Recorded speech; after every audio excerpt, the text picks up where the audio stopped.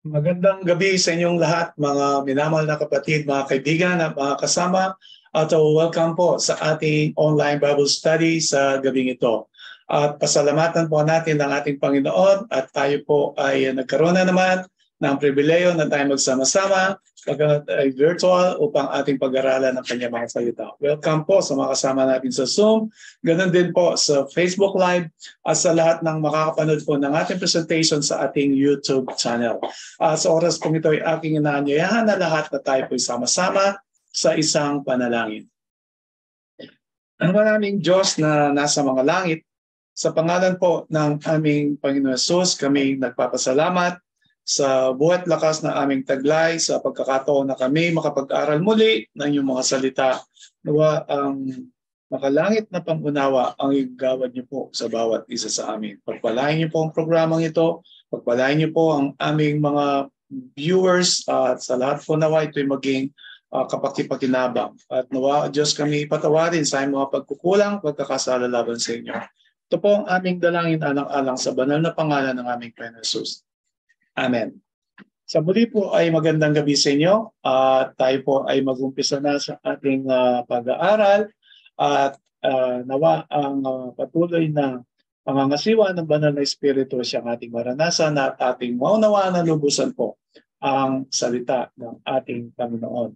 So tayo po ay may pag-aaralan at ito po ay may pamagat po na the cleansing of the temple.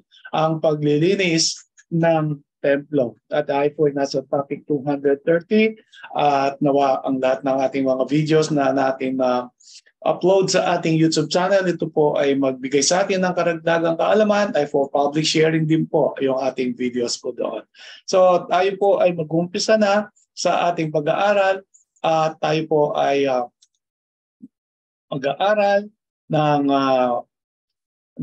salita ng Diyos na ito'y tumutukoy sa paglilinis ng templo at kung ang templo ang pinag-usapan ay marami pong naging templo ang bayang Israel noong panahon po ni Solomon at ganoon din po noong panahon po ng ating Panginoon Kristo ay meron pong temple sa Jerusalem at meron pa pong ibang temple na tinutukoy na ito'y ating pag-uusapan sa gabi pong ito. At ganoon din ay bago po tayo magpatuloy sa pag-aaral, atin muna ang pag-usapan ano po ang kahulugan ng cleansing, yung paglilinis. Ito po ay hinango sa wikang Griego na taore na ito po ay maaaring mahulugan ng mga sumusunod. To be clean or be pure o upang maging malinis at dalisay o kaya po tayo malinis sa pamamagitan ng physical disease na noong unang panahon ay meron pong mga sakit na katulad ng ketong at marami pang iba at ganoon din ay ang kalawang o ikatlong kahulugan to be clean ceremonially. So ito po yung paglilinis sa pangunguna at pangangasiwa ng mga saserdote sa bayan ng Diyos at ay kailangan po sundin ang mga seremonyas na ito na inihayag ng ating Diyos sa pamamagitan ng kanyang lingkod na si Moses. At ang pinakahuli po to purify, dalisayin at linisin morally at ang pwede lamang po maglinis sa atin actually walang iba kundi ang ating Diyos. So yun po ang mga iba't ibang mga kahulugan ng paglilinis or cleansing. At in relation with the cleansing of the temple, ay ito po ang ating mga kahulugan na ating pag-aaralan o makaugnayan sa ating pag-aaral sa gabi pong ito. So, ang paglilinis ng templo sa Lumang Tipan, the cleansing of the temple in the Old Testament. Sa 2 Chronicles chapter 29 verse 5, ito po yung panahon po ni Hezekiah na siya po ay isang lingkod ng ating Panginoon at sumunod po sa ating Panginoon at pwede niyo pong basahin ang buong chapter.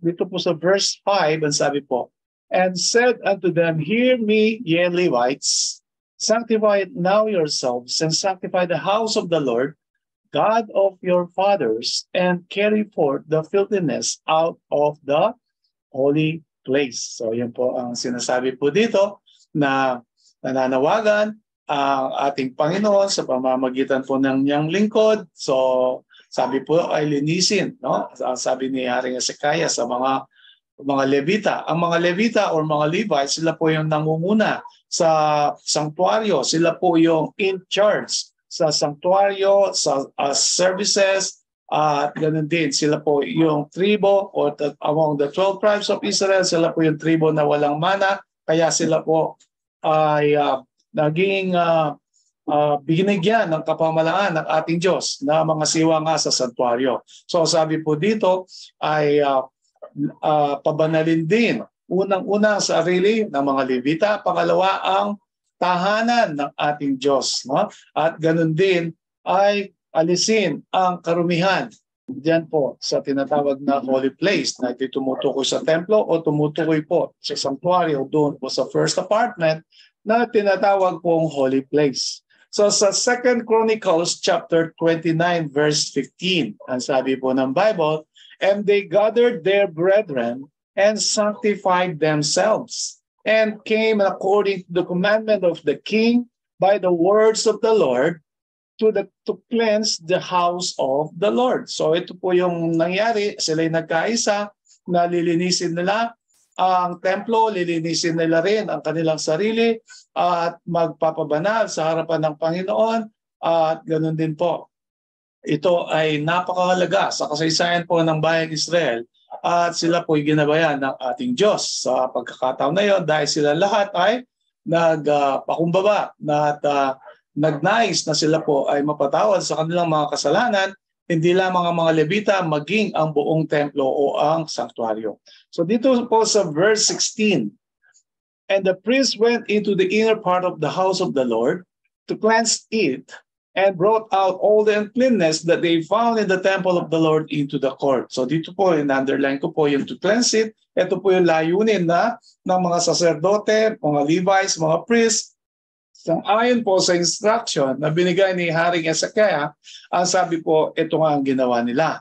At kanilang inilabas ang lahat po na mga nakita nilang hindi malinis o hindi angkop doon po sa templo ng ating Panginoon.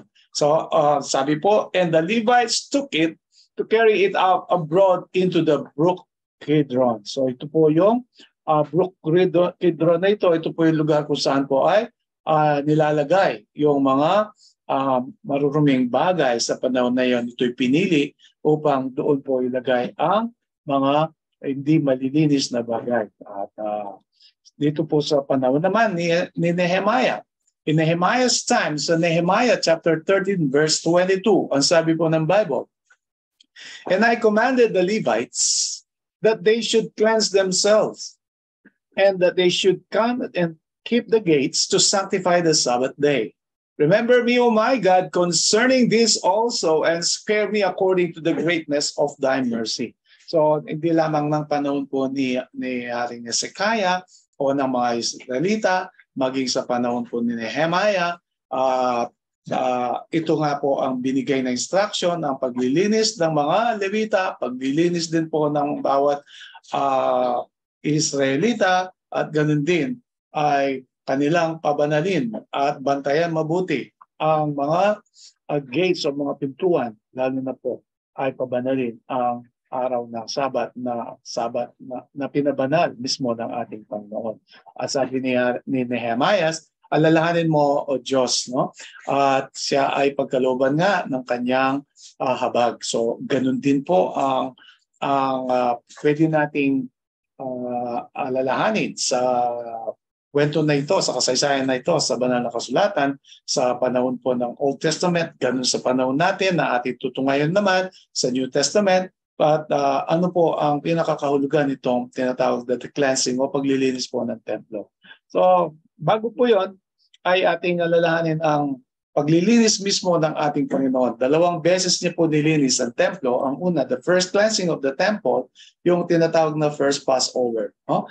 Ito ay nung panahon po ng AD 28 at na-baptize nga ang ating Panginoon na AD 27 at pagkatapos ng kanyang baptism at nag-umpisa na po sa kanyang ministry at AD 28 sa John chapter 2 verses 13-25, mababasa po natin ito after the wedding at Cana. Ito po yung unang miracle na ginawa ng ating Panginoon at ito nga po ang naging kaganapan noon. So unang paglilinis, 2 beses po nilinis ng ating Panginoon ang templo ng Jerusalem.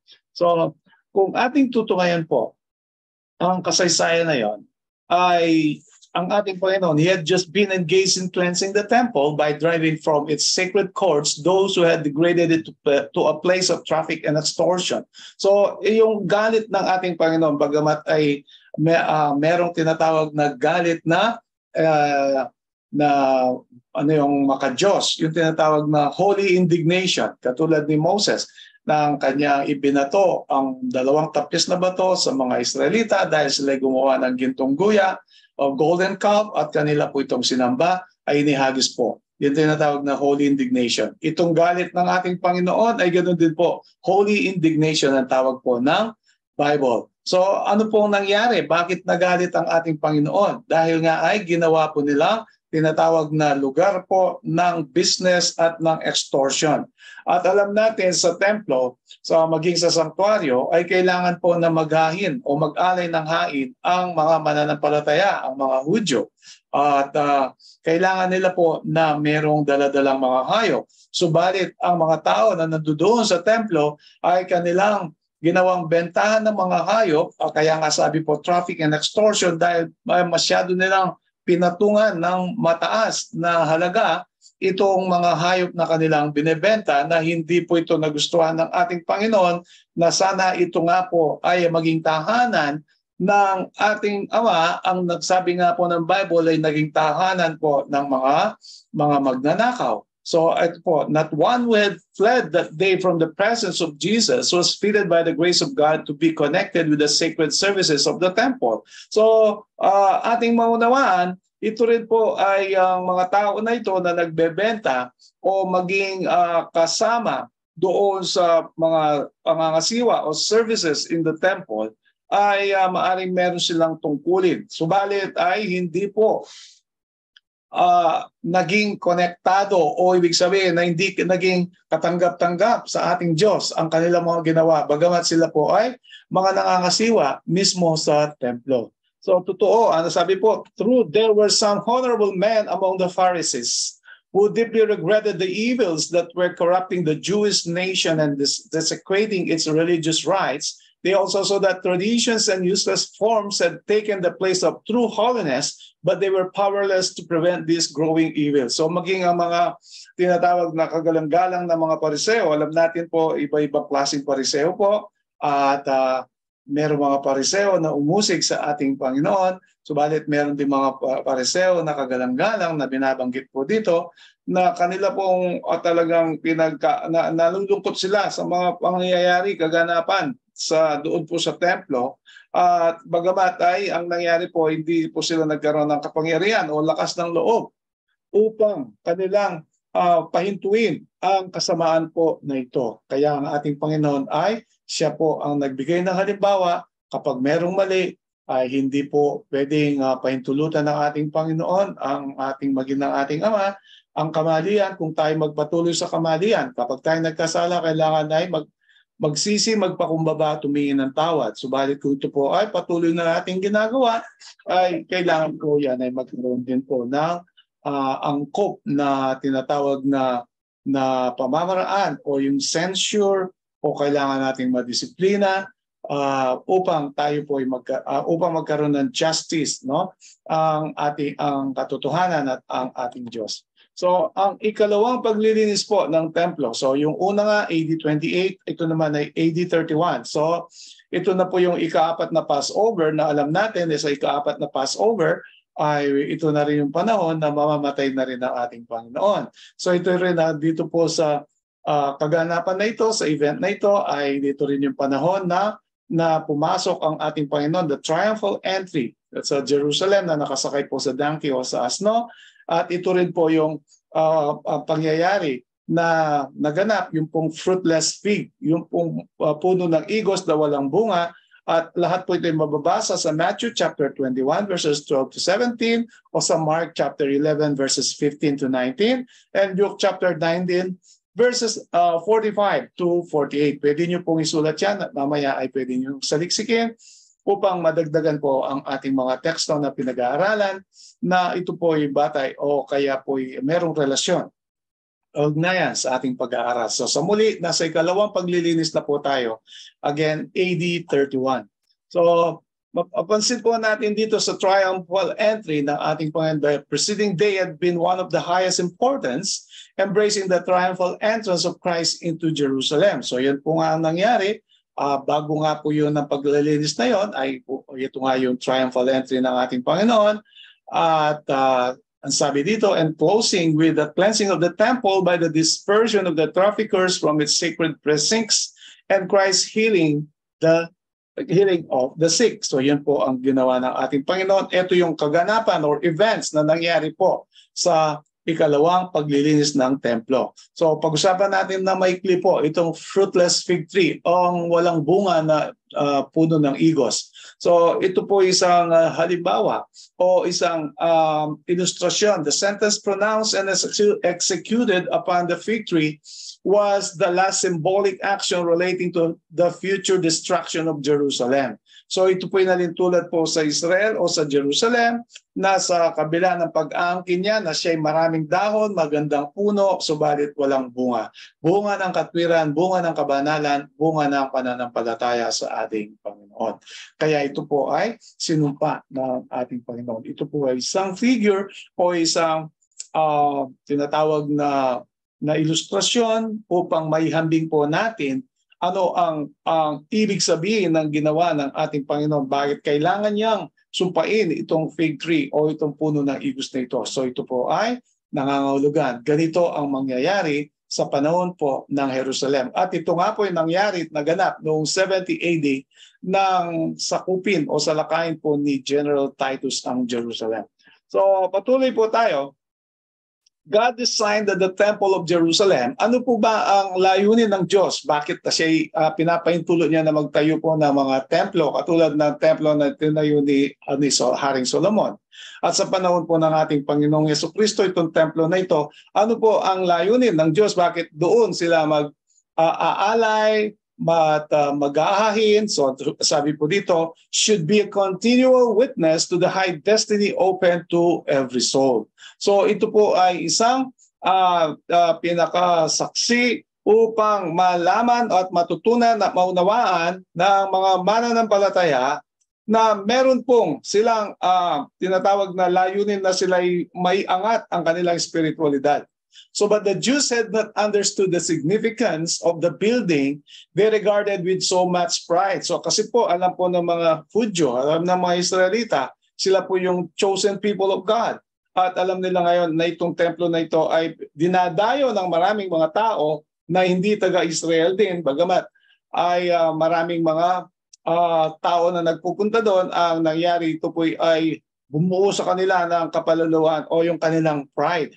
So they did not yield themselves as holy temples for the divine spirit. So makikita natin ngayon, ang holy temples na ngayon na tinutukoy, hindi lamang po yung literal na templo, maging ang mga Israelita o mga Hudyo na tinawag po na mga templong banal sana, na ito po ang disenyo ng ating Diyos. Na sila'y maging banal sa pamamagitan ng pananampalataya sa katwiran ng ating Panginoon. So, from eternal ages, sa lahat ng panahon, hanggang sa panahon po natin ngayon, ang layunin po ng ating Diyos, layunin ng ating Diyos na bawat nilalang, from the bright and holy seraph to man, mula po doon sa mga seraphim o mga anghel na merong 6 na pakpak, no? At ganun din ang mga tao na tayo po ito should be a temple for the indwelling of the Creator. Ang ating pong sarili, ang ating katawan, ito po ang templo na kung saan mananahan ang ating Diyos. Because of sin, humanity ceased to be a temple for God. So dahil sa kasalanan, ay nahinto po ang pagiging templo ng katawan ng tao o ng kanyang nilalang ng ating Diyos. Kaya nga sa 1 Corinthians chapter 6 verse 19, o di ba ninyo nalalaman na kayo ang inyong katawan ay templo ng Diyos o ng banal na Espiritu. So ito po ay merong kaugnayan doon po sa New Testament na sinulat ni Pablo sa mga Corinthian believers at sa lahat po ng mga believers sa sunod-sunod na salinlahi or generations. So ano pa po makukuha nating aral po dito? The courts of the temple at Jerusalem, filled with the tumult of unholy traffic, represented all too truly the temple of the heart. So ito pong templo ng Jerusalem ay ito rin po ay sumisimbolo sa templo ng ating mga puso, ng mga puso ng mga tao noon, maging ang mga puso natin sa panahon natin ngayon, defiled by the presence of sensual passion and unholy thoughts. Kaya yung ating mga yung madalaswa o makasanlibutan na mga passion o mga damdamin o kaisipan, yan po ay kailangan nating mapanugumpayan. Kaya nililinis din po yan ng ating Diyos sa pamamagitan ng banal na Espiritu o pangangasiwa ng banal na Espiritu. In cleansing the temple from the world's buyers and sellers, Jesus announced His mission to cleanse the heart from the defilement of sin. Kaya nung tinaboy ng ating Diyos yung mga nag-traffic o nag-extort o yung mga nagtitinda doon na labis ang kanilang tubo, ay ganun din ang ating Panginoon, nais na maalis ang mga kasalanan sa templo po ng ating mga puso. From the earthly desires, ang pagiging makasanlibutan, the selfish lust, sarili, yung pita po ng laman, pita ng mata, at ganun din the evil habits, yung mga masasamang gawi that corrupt the soul. Na ito po ang sumisira sa ating sarili o sa ating kaluluwa. Kaya ang nililinis po ng ating Panginoon noong panahon po na yon ng puso ng mga tao. Sa panahon natin ngayon, ang mga puso din po natin. Ito'y simbolo lang ng paglilinis ng ating Panginoon sa templo ng Jerusalem sa ating mga puso't isipan o sa ating mga buhay. No? So, ano po ang pwede natin pag-usapan dito? Kailangan pati yung ating pong mga konsyensya, ating kaisipan ay maging malinis din. So every room in the soul temple has become more or less defiled and needs cleansing.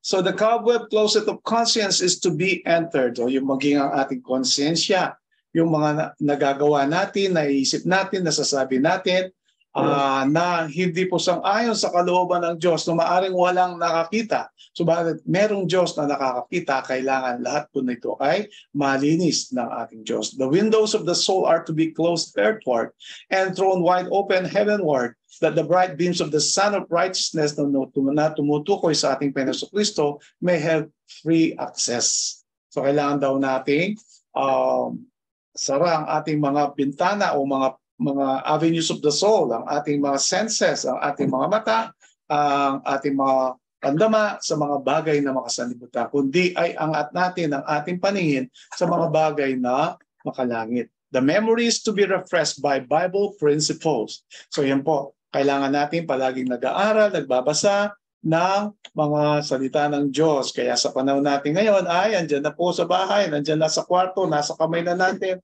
ang mga pwede nating panuorin sa YouTube, Netflix, o kung anong mga panuorin, sa iba't ibang mga social media na maaari pong hindi ito base sa biblical principles o yung mga salita ng ating Diyos na magiging marumi din po ang ating templo o ang ating mga senses na pumapasok ang mga bagay-bagay na ito upang madumihan ang ating mga isip o maging ang ating konsensya. So the mind is to be kept clear and pure that it may distinguish between good and evil. Bakit daw po kailangan maging dalisay ang ating isipan? Upang ating makita at matukoy kung ano yung mabuti at ang masama. No? The Holy Spirit will renew the mind and heart and will give you strength to carry out high and holy purposes. Kaya paitulutan po natin ang banal na Espiritu na gumawa sa atin. Pag masamang gawi, kailangan natin itakwin. At ito po ay nangangailangan ng kapangyarihan ng ating Diyos. Dahil tunay sa ating sarili, tayo po ay makasarili at makasanlibutan. Kung wala ang Diyos sa atin na hindi natin yan itatakwin. Kaya kailangan po lagi tayo ay nakaugnay. We should be always abiding in our Lord Jesus Christ. So ang kaisipan, the mind is to be kept clear and pure that it may distinguish between good and evil. The Holy Spirit will renew the mind and heart and will give you strength to carry out the high and holy purposes. So ngayon po ay ating balikan po yung paglilinis ng ating Panginoon sa templo. First and second, tinatawag na cleansing of the temple, AD 28 and AD 31. When Jesus began His public ministry, ito nga po yung AD 28, He cleansed the temple from its sacrilegious profanation. Among the last acts of His ministry was the second cleansing of the temple, AD 31 po, the fourth Passover. So in the last work for the warning of the world, two distinct calls are made to the churches. Meron pong dalawang mahalagang panawagan sa panahon po natin ngayon. No? Ano po itong dalawang panawagan po na ito? So, Ito nga po yung the second angel's message at yung another message of another angel ng Revelation 18. So sa second angel's message, mababasa natin yan sa Revelation chapter 4, verse 8. Ang sabi po, Babylon is fallen, that great city, because she made all nations drink of the wine of the wrath of her fornication. Pag sinabi po natin kasing alak, dalawa pong ibig sabihin. Ito pong yung saro ng kaligtasan na ininom ng ating Panginoon at para po sa atin yon. At ito pong saro po na nandyan po sa kamay ni Babylonia sa Revelation 17, yung pong patotot, na ito po yung tumutukoy sa mga doktrina ng tao, mga tradisyon na pinainom niya sa lahat ng mga tao. Ang sabi po dito, because she made all nations drink of the wine of the wrath of her fornication. Ano po yung mga pangunahing mga doktrina na yon? Ito nga pong tinatawag na immortality of the soul. Yung po ang tao ay immortal, na pwedeng makipagsangguni sa tao, na ito po ituro ng tao, at yung tinatawag na spurious Sabbath, ang pagpalit ng araw ng ikapitong araw ng Sabat sa unang araw o ng isang linggo. So yan po ang dalawang pangunahin. Maliban po doon, meron pa pong iba, katulad po ng tradisyon ng sanlibutan o yung mga piyesta ng sanlibutan. Araw-araw may piyesta ng mga santo, na ito po ay mga tradisyon at sinasabi ito yung birthday ng mga santo na ito, kailangan ipagdiwang. Ito naman po nung panahon ni Pablo na tinatawag na offering to idols, nag-aahin, nag-aalay sa mga Diyos-Diyosan. Kaya maging maingat po tayo dyan. Kaya panawagan, two distinct calls. Ito nga po, no? Babylon is fallen, nahulog. Bakit nahulog po? Kasi nga turo niya ay wala na po sa katotohanan. So in the loud cry of the third angel's message, ano po yung loud cry? Ito po yung Revelation 18 verse 4. Come out of her, my people. So Revelation 18 verse 1, ito po yung loud cry o malakas na tinig na may hahayag sa buong sanlibutan at malalwalhatian ang sanlibutan. Ibig sabihin, maliliwanagan po kanyang maintindihan. Bagamat hindi lahat ay tatanggap, meron pong tatanggi. No? Sabi po, come out of her, my people, that ye be not partakers of her sins, and that ye receive not of her plagues. For her sins have reached unto heaven, and God had remembered her iniquities, na tumutukoy po sa Babylonia. Kaya nung nahulog na Babylonia, Revelation chapter 14 verse 8, ay inulit po itong panawagan na ito sa Revelation chapter 18, pagkatapos na inintroduce po ng Bible ng ating Panginoon, the revelation of Jesus po, ang book of Revelation, kung sino si Babylonia sa Revelation chapter 17. So sana po yan ay maliwanag. Dalawang tiyak na mga panawagan ang gusto ng ating Panginoon. Para sa bayan ng Diyos, na tayo nag-aangkin na tayo ang bayan ng Diyos, yung pong theoretical knowledge ay mahalaga. Subalit, ang theoretical knowledge, kailangan po ito'y makita sa ating araw-araw na pamumuhay. Our knowledge must be practical. God's people must not only know His will, but they must practice it. Alam natin anong kanyang kalooban, subalit ito ay kailangan makita sa ating araw-araw na pamumuhay.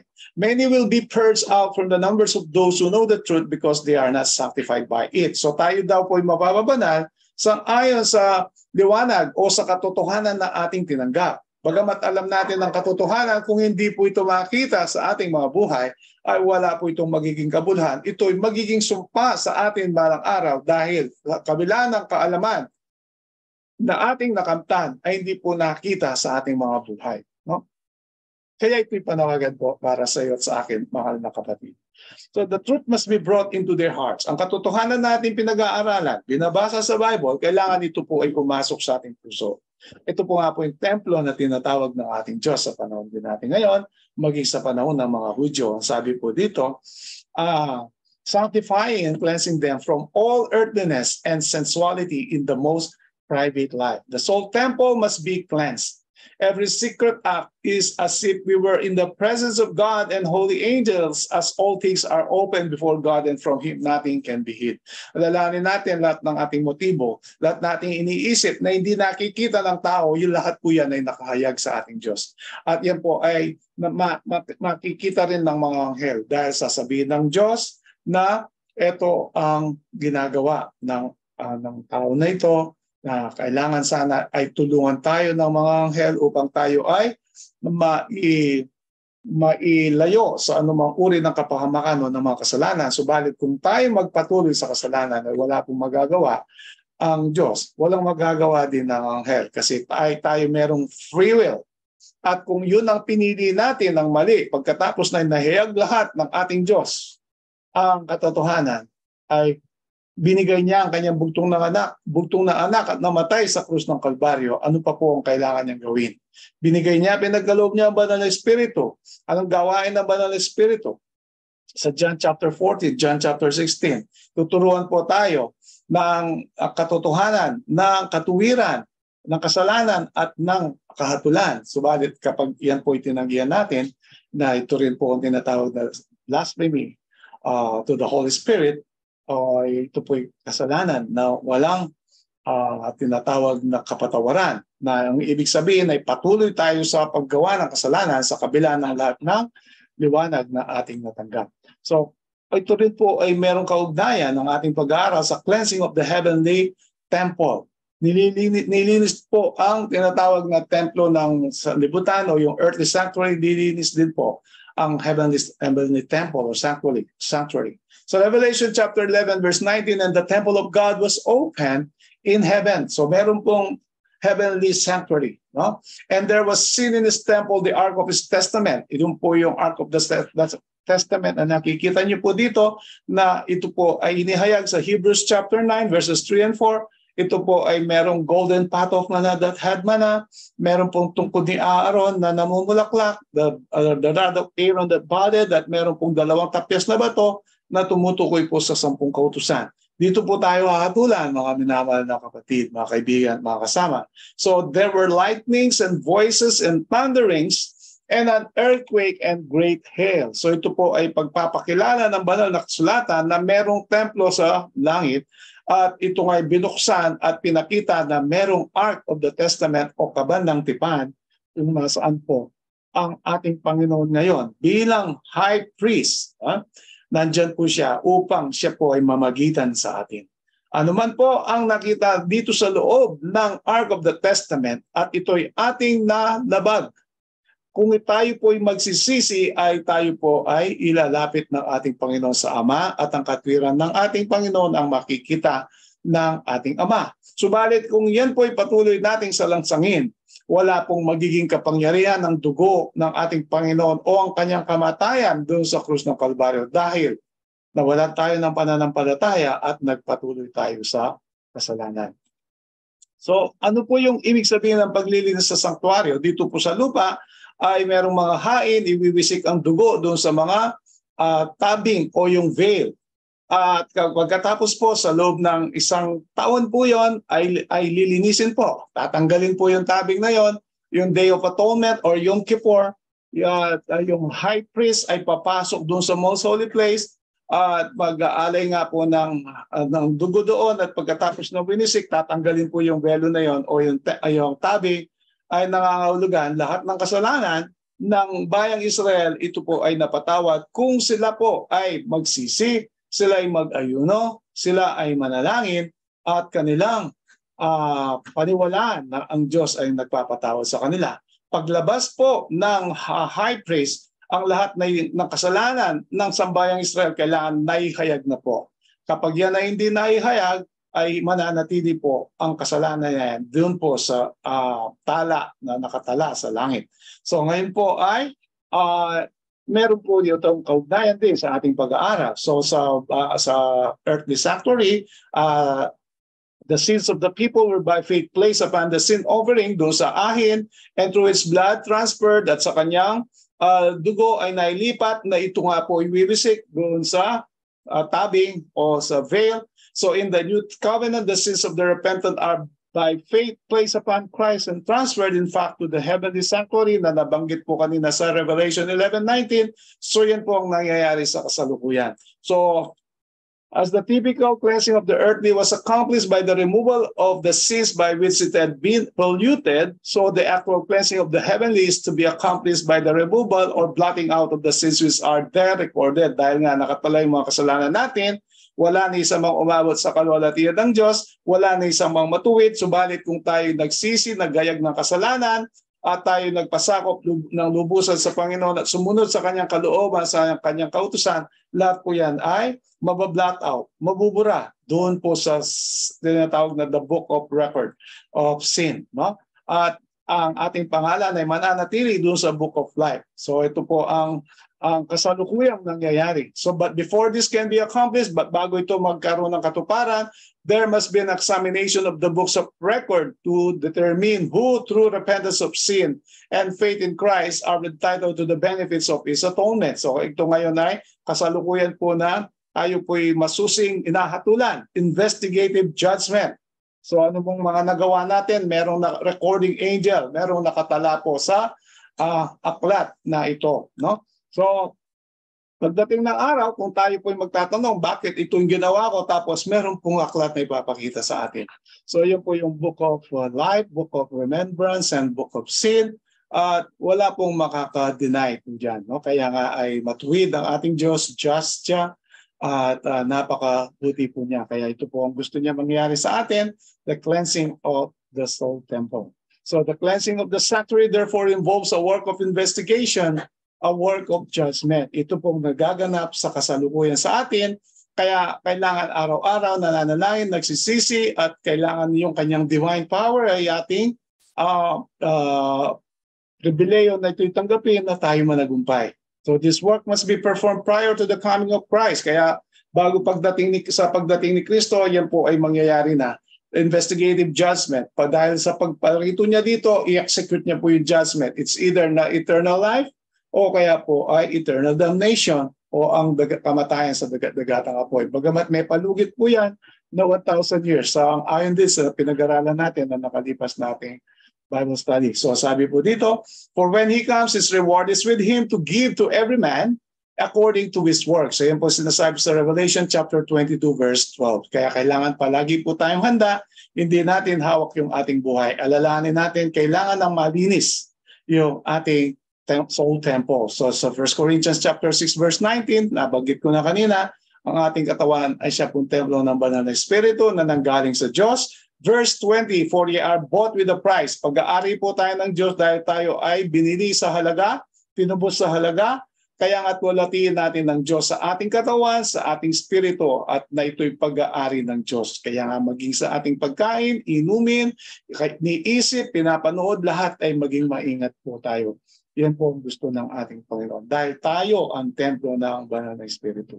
So God requires the body to be rendered a living sacrifice to Him, not a dead or a dying sacrifice. Kaya gusto niya ay maganda po yung ating kalusugan, ang ating kaisipan, ang ating spirito. All should be very careful to preserve the body in the best condition of health that they may render to God perfect service. Kaya nga, paano tayo maglilingkod sa ating Panginoon, sa ating kapwa, kung tayo nga po'y sakitin, kaya panalangin po natin na maunawaan po natin yung health message, yung health reform. Pwede nyo panoorin yan sa ating pong YouTube channel. And do their duty in the family and the society. Meron po tayong gampanin para sa loob ng ating pamilya, sa ating mga mahal sa buhay, maging sa mga ating kapwa. Kaya tayo pinagkalooban ng buhay ng katawan ng ating Diyos upang yan po ang ating gagampanin. O yung ating gampanin o ating po responsibility. Di tayo nabubuhay dito sa ating sarili. Romans 14 verse 7, for none of us liveth to himself and no man dieth to himself. Walang nabubuhay para sa sarili, walang namamatay para sa sarili. Halimbawa, meron kang isang pamilya at ikaw ay dami mong bisyo, kaya ikaw ay namatay sa untimely death na hindi tumanda. Ibig sabihin ay wala sa panahon. Paano kaya yung mga iniwanan? Yan po'y pananagutan din natin sa ating Panginoon. Kaya hindi ka mamamatay para sa iyong sarili. Hindi ka nabubuhay para sa iyong sarili. Kailangan din po nating paglingkuran ng Diyos at ang ating kapwa. So verse 8, for whether we live unto the Lord. And whether we die unto the Lord. Whether we live therefore or die, we are the Lord's. Pag-aari tayo ng Diyos, mabuhay man tayo o mamatay, tayo po ay pag-aari ng ating Panginoon Diyos. So para sa kabataan, Psalm 119 verse 9, wherewithal shall a young man cleanse his way by taking heed thereto unto thy word. Paano daw malilinis ang isang kabataan? Sa pakikinig niya sa mga salita ng ating Diyos. With my whole heart have I sought thee, O let me not wander from thy commandments. Sabi po ni Haring David na sa kanyang puso at buong puso niyang sinikap na saliksikin, hanapin ang ating Diyos at hindi siya lumayo sa kautusan ng Diyos. No? Kaya sa James chapter 4 verse 8, draw nigh to God, lumapit tayo sa Panginoon and He will draw nigh to you, siya lalapit sa atin. Cleanse your hands, linisin natin ang ating mga kamay na tayo makasalanan, ye sinners, and purify your hearts, ye double-minded. A double-minded man is unstable in all his ways. Kaya kung tayo sa Diyos, ay sa Diyos. Kung tayo sa sanlibutan o sa sarili, sa sarili. You cannot serve two masters. Yan po ang sinasabi rin po ng Bible. Tayo lumapit sa Kanya upang siya lalapit din sa atin. No? So, meron pa pong panghuli. So, Jesus cleansed the temple 2 times, 2 beses niya nilinis. Jesus wants to cleanse the temple of your soul from Babylonian habits. Ano po yung Babylonian habits? Kung ano po yung naging habits ng mga tao nung panahon ni Daniel at ng 3 Hebreo, si Meshach, Shadrach, and Abednego. Sumasamba sa Diyos-Diyosan, kahit ano kakainin, kahit ano iinumin, kahit anong gawin, gusto nilang gawin. Isip nila ang buhay nila sa kanila na hindi naman po ganda na sinasabi ng ating Panginoon. Ano yung Babylonian habits sa panahon natin ngayon? Ay ganun din po. No? Naglipa ng mga hindi magaganda, hindi malulusog na pagkain, mga gawi, kaisipan, mga panoorin, at maging yung mga binabasa ng mga tao ngayon ay hindi po ito base sa banal na kasulatan. Ano pa po? The first temple cleansing is justification by faith. Ano yung justification by faith? Romans chapter 5 verse 1. No? Maniwala tayo sa ating Diyos, sa ating Panginoon, siya namatay sa krus ng Kalbaryo, ihayag natin ang ating mga kasalanan at napatawad na po lahat yun. Pero yun po ang unang paglilinis. Ano po yung pangalawa? The second temple cleansing is sanctification by works. He works in us. Siya ang gumagawa sa atin. Hindi yung ating sariling gawa, kundi sa pamamagitan ng pananampalataya kay Kristo na siya gumagawa sa atin upang linisin ang ating puso't isipan, konsyensya, ang laman ng ating mga kalooban mula sa kasalanan. Yan po ang gusto niya, tayo mapabanal. At upang ang pinakauli, glorification by faith, ito'y ating maranasan sa 1 John chapter 3 verse 2, when He comes, we shall be like Him. Kapag siya yung pumarito, maging katulad natin siya. So yan po ang hinahangad ng ating Panginoon. Ito po nagtatapos ang ating pag-aaral dito po sa cleansing of the temple. At naway pagpalain po ang bawat isa. So tayo po'y magwawakas sa isang panalangin. Ama naming banal na nasa mga langit, sa pangalan po ng aming Panginoon Jesus, kami nagpapasalamat sa mga salita na aming napag-aralan at napakinggan. Naway ito'y tumimo sa aming puso't isipan na nais niyong linisin po ang templo ng aming puso't isipan, ang aming ugali, ang aming mga gawi, upang kami po'y malayo sa anumang uri ng kasalanan at lalong higit, O Diyos, kami mailigtas at tiyak na kamatayan na dagat-dagatang apoy. Pinagkaloob niyo sa amin ang inyong bugtong na anak upang kami magkaroon pa ng isang palugit. Kaya, O Diyos, mahabag kayo sa amin, tulungan niyo po kami, tunay sa aming sarili, wala kami magagawa. Patuloy niyo pong linisin ang aming mga templo ng aming mga sarili at lalo higit, O Diyos, aming maibalik ang kalwalatian sa inyong dakilang pangalan. Patawarin kami sa aming mga pagkukulang laban sa inyo, pagkaloob niyo sa amin, pangangailangan sa araw-araw, ang kalusugan at nawa, O Diyos, ay ilayo niyo sa amin ang uri ng mga karamdaman upang patuloy po kami makapaglingkod po sa inyo, O Diyos, at sa ganun din sa aming kapwa. At nawa, O Diyos, inyong dinggin ang aming dalangin. Ito ay aming hinihiling sa tanging pangalan ng aming Panginoon Jesus. Amen. Maraming salamat po at ako'y nagagalak na kayo muling nakakapiling sa mga pagkakataon na ito at ako'y magpapaalam na. Ito po ang inyong lingkod, Brother Rolando La Paz, at sa muli ay tayo po'y magkikita sa iba't ang mga panahon na pag-aaral. At God bless everyone and stay safe.